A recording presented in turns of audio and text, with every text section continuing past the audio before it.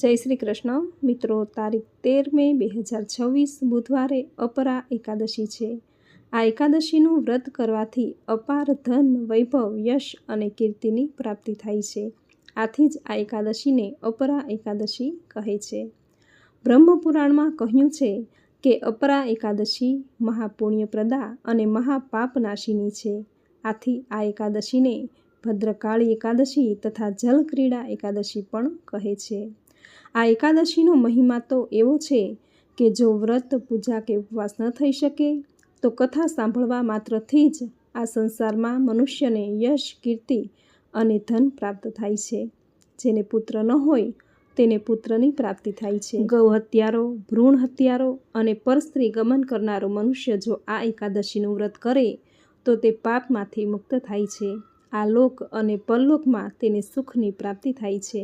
આવી મહાપુણ્ય ફળ આપનારી આ એકાદશીનું મહત્ત્વ શું છે? આ દિવસે કરવાના ઉપાયો કે જે કરવાથી જીવનના દરેક કષ્ટ, દુઃખ, બાધા નાશ પામે, મા લક્ષ્મીની કૃપા પ્રાપ્ત થાય તેવા ઉપાયો, વ્રતની પૂજન વિધિ અને કથા સાંભળશું। જો આપને વિડીયો પસંદ આવે તો લાઇક, શેર, કોમેન્ટ કરી, ચેનલ પર નવા છો તો ચેનલ સબસ્ક્રાઈબ કરી બાજુમાં બેલ આઇકન પ્રેસ કરી દેજો। ધન્યવાદ। મિત્રો, આપણા ઋષિમુનિઓએ મનુષ્યના પાપ, પુણ્ય, સ્વર્ગ, નર્ક આદિનો વિચાર કરીને મનુષ્યને સારા માર્ગે ચાલવા, સારા કર્મો કરવા, વ્રત, જપ, તપ કરવા સૂચન કરેલું છે। તેમાંનું એક છે એકાદશી। એકાદશી એટલે કે 11, જે દર મહિને 2 વાર આવે છે, સુદ પક્ષમાં અને વદ પક્ષમાં। વર્ષની 24 એકાદશી, જ્યારે અધિક માસ હોય ત્યારે 2 એકાદશી વધારે હોય છે। આમ કુલ મળીને 26 એકાદશી થાય છે। આ દરેક એકાદશીનું પોતાનું આગવું મહત્ત્વ છે। તેમાંય વૈશાખ માસના વદ પક્ષમાં આવતી એકાદશી અપરા એકાદશીનું વ્રત કરવાથી આ જન્મ તથા ગત જન્મના દરેક પાપ નાશ પામે છે। આ એકાદશી મનુષ્યના દરેક પાપોનું હરણ કરનારી ઉત્તમ એકાદશી છે। પવિત્ર હોવાથી પાપનો નાશ કરી મનુષ્યને અપાર ધન, વૈભવ, ભોગ અને મોક્ષ પ્રદાન કરે છે। આવી ઉત્તમ ફળ આપનારી હોય આ એકાદશીનું વ્રત દરેકે જરૂર કરવું જોઈએ। એકાદશીનું વ્રત 3 દિવસનું હોય છે: દશમ, 11 અને 12। દશમના દિવસે શુદ્ધ સાત્વિક આહાર લઈ એકટાણું કરવું, એકાદશીના દિવસે ઉપવાસ કે ફળાહાર કરવો તથા દ્વાદશીના દિવસે દાન પુણ્ય આપી વ્રતના પાળના કરવા। જે વ્યક્તિએ એકાદશીનું વ્રત કરવું છે તે વૃદ્ધ છે, બીમાર છે, અશક્ત છે કે પછી સગર્ભા સ્ત્રી છે, જો તેનાથી ઉપવાસ ન થઈ શકે તો મન, વાણીથી પવિત્ર રહીને એકાદશીનું વ્રત કરી શકે છે।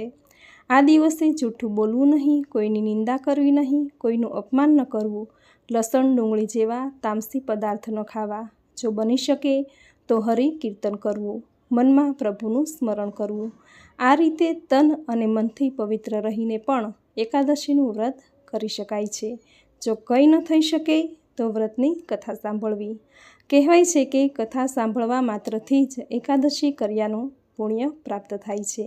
એકાદશીનું વ્રત કર્યું છે અને એકાદશીની કથા સાંભળો તો વ્રત કર્યાનું પુણ્ય ફળ અનેક ગણું વધી જાય છે। તો મિત્રો, આ હતું એકાદશી વ્રતનું મહાત્મ્ય અને હવે સાંભળશું વ્રતની પૂજન વિધિ।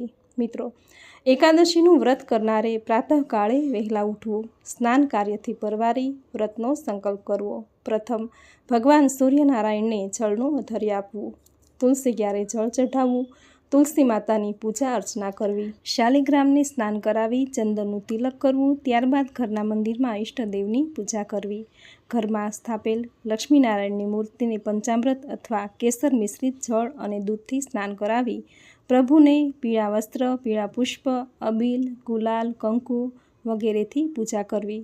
જો ઘરમાં લક્ષ્મીનારાયણની મૂર્તિ ન હોય તો ભગવાન શ્રી હરિવિષ્ણુના કોઈ પણ સ્વરૂપ જેમ કે ભગવાન શ્રી કૃષ્ણ, લડ્ડુ ગોપાલની પૂજા કરવી। જો મૂર્તિ હોય તો શુદ્ધ જળ, પંચામૃત, ગંગાજળથી સ્નાન કરાવવું। ફોટો હોય તો સ્વચ્છ કપડાથી લૂછી નાખવો। આ એકાદશી બુધવારના દિવસે આવતી હોય એકાદશી કર્યાનું પુણ્ય ફળ અનેક ગણું વધી જશે, કારણ કે બુધવાર એ ભગવાન શ્રી ગણેશનો વાર છે। તો આ એકાદશી કરવાથી ભગવાન શ્રી ગણેશની અપાર કૃપા પ્રાપ્ત થશે. આ દિવસે શ્રી ગણેશને દૂર્વા ચડાવી ભગવાન શ્રી હરિ વિષ્ણુને કેસરયુક્ત અથવા ચંદનયુક્ત જળથી અભિષેક કરવો. કેસર કે ચંદનનું તિલક કરવું, પીળા વસ્ત્ર, પીળા પુષ્પ અર્પણ કરી કેસરયુક્ત દૂધની મીઠાઈ તુલસી દળ મૂકીને ધરાવવી. ભગવાનને જે કંઈ ભોગ અર્પણ કરો તેમાં તુલસીપત્ર અવશ્ય મૂકવું, કારણ કે કહેવાય છે કે તુલસીપત્ર વગર શ્રીહરિ ભોગનો સ્વીકાર નથી કરતા. આ રીતે શ્રીહરિની માતા લક્ષ્મી સાથે ધૂપ, દીપ, નૈવેદ્ય આરતીથી પૂજા કરી વિષ્ણુ સહસ્ત્રનામ, શ્રીમદ ભાગવદ્ ગીતા, લક્ષ્મી સ્તોત્રના પાઠ કરવા, કનકધારા સ્તોત્રના પાઠ કરવા, જે કરવાથી જીવનમાં શુભતા, મંગલતા આવે છે. વાણી અને વિચાર શુદ્ધ બને છે. આ દિવસે અન્ન ન લેવું, જો બની શકે તો ઉપવાસ કે ફળાહાર કરવો, કારણ કે શાસ્ત્રમાં કહ્યું છે કે દરેક પાપ એકાદશીના દિવસે અન્નમાં આવીને વસે છે. આથી જ એકાદશીના દિવસે અન્ન ન લેવું જોઈએ, માત્ર ઉપવાસ કે ફળાહાર લઈ શકાય. આ રીતે એકાદશીનું વ્રત કરવું. એકાદશીના દિવસે બપોરે સૂવું નહીં.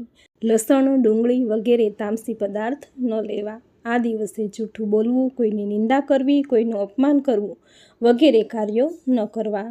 એકાદશીના બીજા દિવસે વ્રતના પારણા કરવા. વ્રતના પારણા એટલે કે એકાદશીનું સમાપન. પારણા કર્યા વગર વ્રત અધૂરું રહે છે. આથી દ્વાદશીના દિવસે બ્રાહ્મણ કે ગરીબને યથાશક્તિ દાન, દક્ષિણા અથવા તો કાચા સીધાનું દાન કરવું.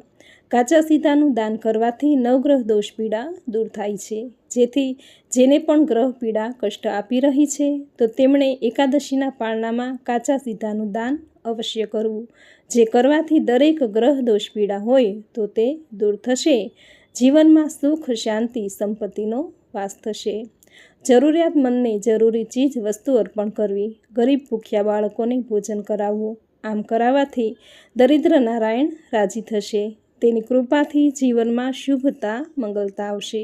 ધન સંપત્તિમાં વૃદ્ધિ થશે. વ્યક્તિની દરેક મનોકામના પૂર્ણ થશે. તો મિત્રો, આ હતું અપરા એકાદશી વ્રતની પૂજન વિધિ, મહાત્મ્ય, આ દિવસે કરવાના કાર્યો, ઉપાયો, અને હવે સાંભળશું અપરા એકાદશી વ્રતની કથા.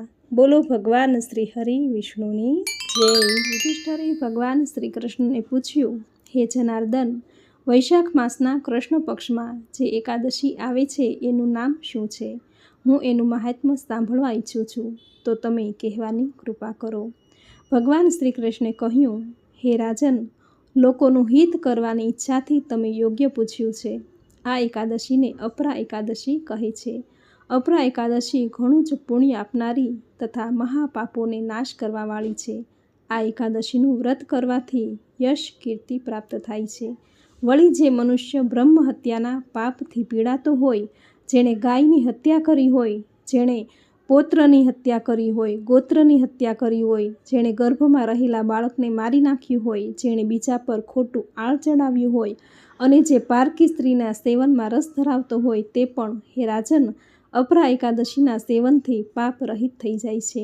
વળી જેણે કોઈની ખોટી સાક્ષી પૂરી હોય, જેણે વેપારમાં ખોટા તોલ માપના કાટલા વાપર્યા હોય અને ખોટા ત્રાજવાનો ઉપયોગ કર્યો હોય, જેણે વેદોનો તેમજ શાસ્ત્રનો ખોટો અભ્યાસ કર્યો હોય, જેણે જ્યોતિષશાસ્ત્રનો ખોટો અભ્યાસ કરીને ખોટા નક્ષત્રોની ગણતરી કરીને ખોટા જોશ જોયા હોય, આયુર્વેદ શાસ્ત્રનો ખોટો અર્થ કરીને ખોટો વૈશ બની બેઠો હોય, ખોટી દવાઓ આપતો હોય, આ બધા જ પાપીઓ નરકના અધિકારી છે. પરંતુ હે રાજન, આ બધા પાપીઓ જે અપરા એકાદશીનું વ્રત કરે તો તેણે કરેલા આ પ્રકારના પાપોમાંથી છુટકારો મેળવી શકે છે. વળી જે ક્ષત્રિય પોતાના ક્ષત્રિય જાતિના ધર્મનો ત્યાગ કરી યુદ્ધમાંથી નાસી જાય છે, તે મૃત્યુ પછી ઘોર નરકમાં પડે છે. આવા ધર્મભ્રષ્ટ પણ જો અપરા એકાદશીનું વ્રત કરે તો તેઓ પાપ મુક્ત થઈને સ્વર્ગમાં જાય છે. તે જ પ્રમાણે જે શિષ્ય પોતાના ગુરુ પાસેથી વિદ્યા પ્રાપ્ત કરીને વિદ્વાન બન્યો હોય અને પછી તે જ શિષ્ય પોતાના ગુરુની નિંદા કરે અને તે પણ પરનિંદાનું તેને પાપ લાગે છે, તે શિષ્ય મર્યા પછી દારૂણ નરકમાં જાય છે. આવા ગુરુની નિંદા કરવાવાળા શિષ્યો પણ જો અપરા એકાદશીનું વ્રત કરે તો તે શિષ્યો પણ પરનિંદાના પાપમાંથી છૂટી જાય છે અને સદગતિને પામે છે. હે રાજન, હવે હું તમને અપરા એકાદશીના વ્રતનું મહાત્મ્ય કહું છું, તે તમે ધ્યાનથી સાંભળો. કાર્તિક માસમાં પુષ્કર તીર્થમાં સ્નાન કરવાથી જે પુણ્ય મળે છે, સૂર્ય મકર રાશિમાં હોય ત્યારે પ્રયાગમાં સ્નાન કરવાથી જે પુણ્ય મળે છે, ગયામાં પિંડ દાન કરવાથી તેમજ પોતાના પિતૃઓને તૃપ્ત કરવાથી મનુષ્યને જે પુણ્યની પ્રાપ્તિ થાય છે, કાશીમાં જઈને શિવરાત્રિનું વ્રત કરવાથી એ વ્રત કરનારને જે પુણ્ય મળે છે, બૃહસ્પતિ સિંહ રાશિમાં હોય ત્યારે ગોદાવરી નદીમાં સ્નાન કરવાથી મનુષ્યને જે ફળ પ્રાપ્ત થાય છે, બદ્રિકાશ્રમની યાત્રા કરતી વખતે કેદારના દર્શન કરવાથી તેમજ બદ્રી તીર્થના સેવનથી જે પુણ્ય ફળ પ્રાપ્ત થાય છે, એટલું જ પુણ્ય ફળ અપરા એકાદશીનું વ્રત કરવાથી મનુષ્યને સહેજે મળી જાય છે. વળી સૂર્યગ્રહણ વખતે કુરુક્ષેત્રમાં દક્ષિણા સહિત યજ્ઞ કર્યા પછી હાથી, ઘોડા અને સુવર્ણનું દાન કરવાથી જે ફળની પ્રાપ્તિ થાય છે, એવું જ અને એટલું જ ફળ અપરા એકાદશીનું વ્રત કરનાર મનુષ્યને સહેજે પ્રાપ્ત થાય છે. વળી મનુષ્ય વાછરડા સહિત ગાયનું, સુવર્ણનું કે ભૂમિનું દાન કરીને જે ફળ મેળવે છે, તે જ ફળને અપરા એકાદશીનું વ્રત કરીને મનુષ્ય સહેજે મેળવી લે છે. એકંદરે આ અપરા એકાદશી પાપરૂપી વૃક્ષને કાપવામાં કુહાડી સમાન છે, પાપરૂપી લાકડાને બાળવામાં અગ્નિ સમાન છે, તેમજ પાપરૂપી અંધકારનો નાશ કરવા સૂર્ય સમાન છે. અપરા એકાદશીનું વ્રત કરી, ઉપવાસ અને જાગરણ કરી ભગવાન વામનની પૂજા કરવાથી મનુષ્ય બધા જ પાપોમાંથી મુક્ત થઈને વિષ્ણુ લોકમાં જાય છે. ભગવાન શ્રી કૃષ્ણ બોલ્યા, હે રાજન, મેં લોકોના હિત માટે જ આ અપરા એકાદશીના વ્રતનું મહાત્મ્ય કહ્યું છે. તે મહાત્મ્યને વાંચનાર અથવા સાંભળનાર દરેક મનુષ્ય 1000 ગાયોના દાનનું ફળ મેળવે છે. આ પ્રમાણે વૈશાખ માસના વદ પક્ષમાં આવતી અપરા એકાદશી વ્રત કથા પૂર્ણ થાય છે. બોલો ભગવાન શ્રી હરિ વિષ્ણુની જય, બોલો માતા લક્ષ્મીની જય. તો મિત્રો, આપણે સાંભળી અપરા એકાદશી વ્રતની કથા, જે સાંભળવા માત્રથી જ સંસારમાં યશ, કીર્તિ, ધન, પુત્ર અને લક્ષ્મીની પ્રાપ્તિ થાય છે. જો એકાદશીની વ્રત, પૂજા, ઉપવાસ ન થઈ શકે તો આ દિવસે તુલસી ક્યારે, ઘીનો દીવો કરવો, વિષ્ણુ સહસ્ત્રનામ, શ્રીમદ ભાગવદ્ ગીતા, કનકધારા સ્તોત્ર આદિના પાઠ કરવા, ગાયને ઘરની બનાવેલી રોટલી અથવા તો લીલો ઘાસચારો નાખવો, કૂતરાને ઘરની બનાવેલી રોટલી, પક્ષીને દાણાચણ, કીડીને કેડિયારું પૂરવું, આ દરેક કાર્યો જો એકાદશીના દિવસે કરવામાં આવે તો વ્યક્તિના જીવનમાં શુભતા, મંગલતા આવે છે, તેના ભાગ્યનો ઉદય થાય છે, જીવનમાં સુખ સમૃદ્ધિનો વાસ થાય છે, મા લક્ષ્મીની અપાર કૃપા તેના પર વરસે છે. આ વ્રત એ બધાય વ્રતોમાં શ્રેષ્ઠ છે. અપરા એકાદશીનો દિવસ ભક્તિપૂર્વક રહેવાથી વિષ્ણુ પદની પ્રાપ્તિ થાય છે. અપરા એકાદશીનો ઉપવાસ કરવાથી વ્યક્તિને અશ્વમેઘ યજ્ઞ, તીર્થયાત્રા, સ્નાન અને દાનનું પુણ્ય મળે છે. આ વ્રત ખાસ કરીને દરેકને માટે ફાયદાકારક છે. જેણે જીવનમાં કોઈ પણ પ્રકારનું પાપ અથવા ખોટું કામ કર્યું છે અને તેનાથી તેને છુટકારો મેળવવો છે, તો કહેવાય છે કે આ દિવસે ભગવાન શ્રી હરિ વિષ્ણુની પૂજા કરવાથી, વ્રત કરવાથી, વ્રતની કથા સાંભળવાથી, દાન કરવાથી વ્યક્તિના દરેક પાપ નાશ થાય છે, તેને મોક્ષ મળે છે. એવી પુણ્ય ફળ આપનારી આ એકાદશી વ્રતની પૂજન વિધિ, તેનું મહાત્મ્ય અને કથા વાર્તા તમે પૂરી શ્રદ્ધાથી અંત સુધી સાંભળી, જે સાંભળવી તમને જરૂર ગમી હશે. તો વિડીયોને લાઈક કરી કોમેન્ટમાં જય શ્રી હરિ વિષ્ણુ, જય મા લક્ષ્મી જરૂર લખજો. ચેનલ પર નવા છો તો ચેનલ સબસ્ક્રાઈબ કરી બાજુમાં બેલ આઇકન પ્રેસ કરી દેજો, જેથી આપણા આવતા દરેક નવા વિડીયોની નોટિફિકેશન તમને મળતી રહે. તો ફરી મળીશું આવી જ નવી ધાર્મિક માહિતી, નવી ધાર્મિક કથા સાથે.